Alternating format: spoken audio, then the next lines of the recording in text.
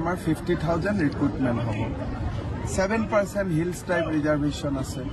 আপোনাৰ কি পৰিকল্পনা আছে কাৰ্বি আলঙত এইবাৰ 80% ল'ৰা ছোৱালী মেট্ৰিক পাছ কৰিছে যোৱাবাৰ যথেষ্ট ল'ৰা মেজিষ্ট্ৰেটো হৈছে মইতো কাৰ্বি আলঙৰ ল'ৰা ছোৱালীবিলাকক কৈ আছো যে যেনেকৈ এতিয়া আমাৰ 50,000 ৰিক্ৰুটমেণ্ট হ'ব 7% হিলছ টাইপ ৰিজাৰ্ভেশ্যন আছে কাৰ্বি ল'ৰাসকলে আগতে ষ্টেট গভৰ্ণমেণ্টৰ চাকৰিত এপ্লাই নকৰিছিল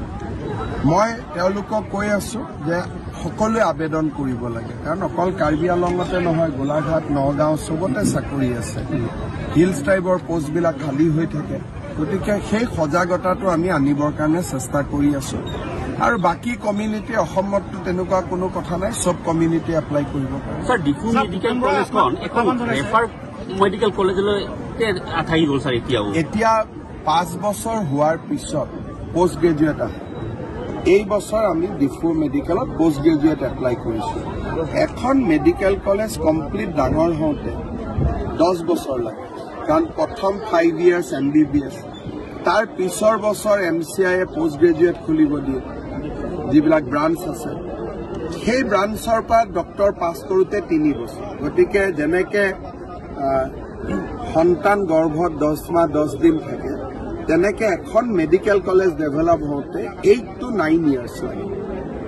গতিকে সেইটো এটা তাৰ চাইকেল সেইটোক আমি সৰু কৰিব নোৱাৰোঁ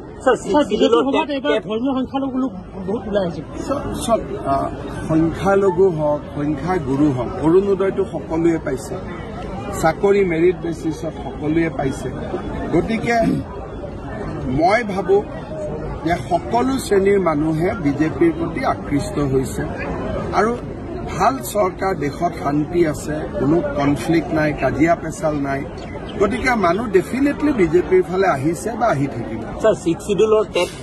উত্তীৰ্ণসকলৰ সংস্থাপনৰ কাৰণে কিবা ব্যৱস্থা কৰা টেটত 6 শিডিউলত যিমান চাকৰি আছে তেওঁলোকে নিজেই দিব পাৰে এটা স্পেশাল টেট হৈছিল স্যাৰ যিমানে টেট পাছ কৰিব কিমান পোষ্ট আছে এইটো কাউন্সিলে জানে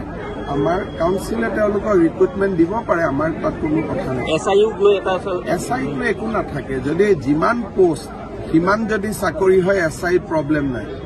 কিন্তু যোৱাবাৰ কাৰ্বি আলঙত প্ৰব্লেম আছিল কি যে টেট পাছ